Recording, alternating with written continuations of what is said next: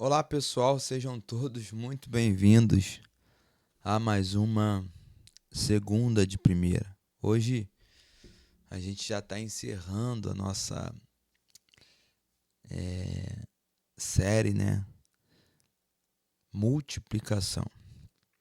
E hoje a gente vai falar um pouquinho sobre o que a gente aprendeu, de todos os parâmetros que a gente compartilhou aqui com vocês a respeito dessa passagem de Jesus, essa passagem da vida de Jesus, né? A respeito de ele ter de fato multiplicado os pães e os peixes, mas a forma, o sistema que é relatado essa passagem nos dá algumas lições importantíssimas para que a gente entenda quais são os posicionamentos que a gente precisa ter na vida para que a multiplicação vinda da parte de Deus chegue na nossa vida. Então, a gente falou na última semana sobre quem divide multiplica. E a gente tem uma percepção de que existe um ciclo de provisão divina que precisa se iniciar na nossa vida. A Bíblia, por diversas vezes, fala a respeito disso. A gente precisa perceber que a gente precisa estar próximo, agradando, fazendo a vontade do provedor para que então a provisão chegue na nossa mão.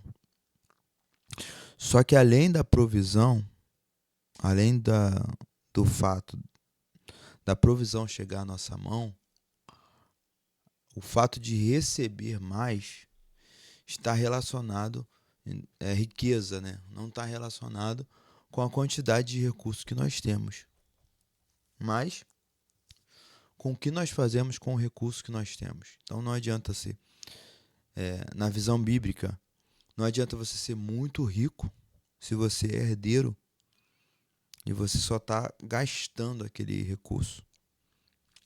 Não. Riqueza é você realmente ter condições, e aí ainda estendo ainda mais um pouco, de você fazer muito com pouco. Quando a gente avalia a passagem lá da parábola dos talentos, a gente percebe que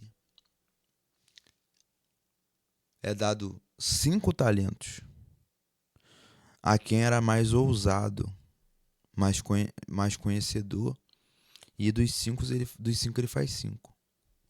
Só que tem um servo mau e negligente, que ele é classificado assim pela Bíblia, que ele recebe 1 talento só. Só que vamos pensar em uma outra forma nessa passagem. O que recebe 1 talento só, qual a probabilidade que ele tem de perder esse talento se ele investe? 100%.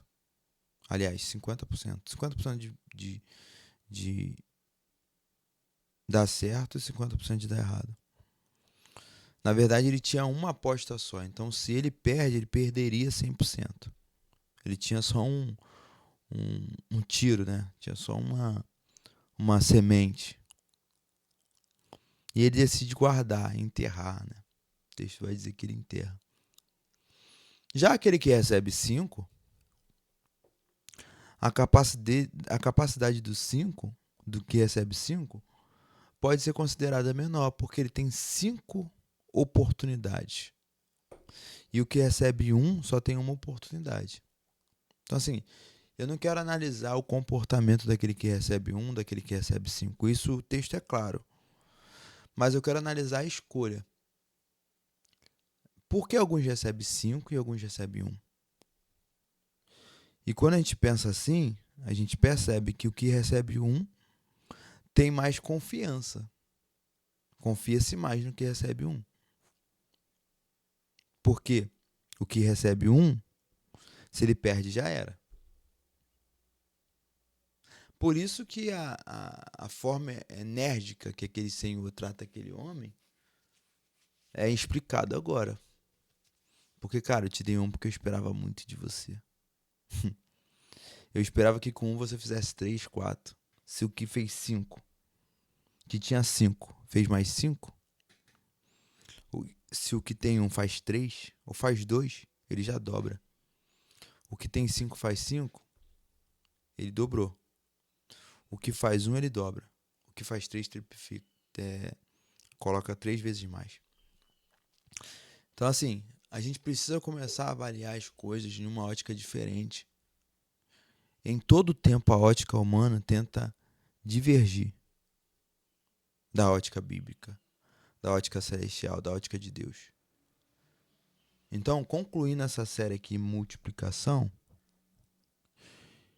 eu quero que você comece a olhar com mais cuidado os recursos que se aproximam, que se chegam para você.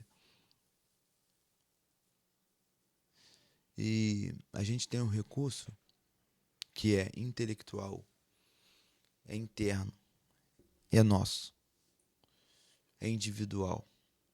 Talento é muito individual. Um exemplo, a gente vê, um exemplo clássico para falar de talento é futebol. A gente vê diversos tipos de talento em uma atividade só. Então você precisa perceber que você não é igual a ninguém. Cara, isso é interessantíssimo, porque na passagem que a gente está pensando aqui biblicamente, da multiplicação dos pães e peixes, sobram-se, versículo de número... Vou falar aqui o versículo para a gente compartilhar aqui. Versículo de número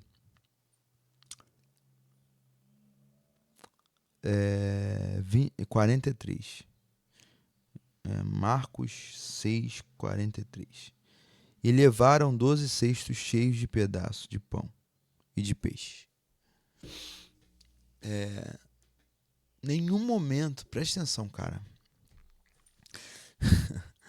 Nenhum momento o texto fala sobre... Eu vou falar sobre essa questão de individualidade, tá?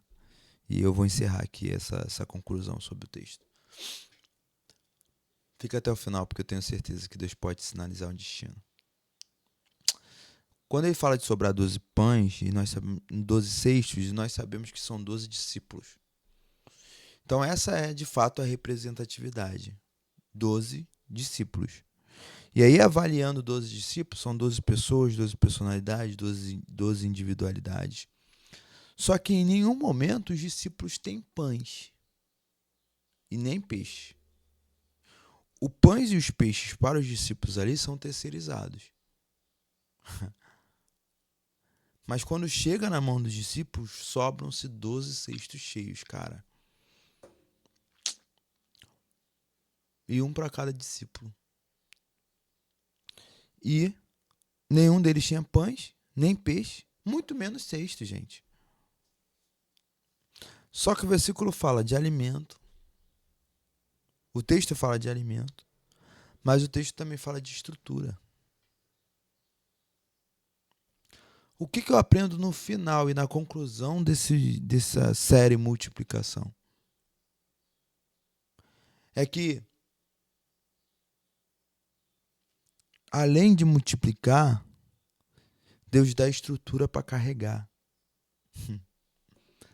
Além de multiplicar, Deus dá entendimento para conservar. Além de estrutura para carregar, além de alimento, Deus ainda dá condições humanas para continuar multiplicando. Eu vejo essa passagem como uma passagem infinita.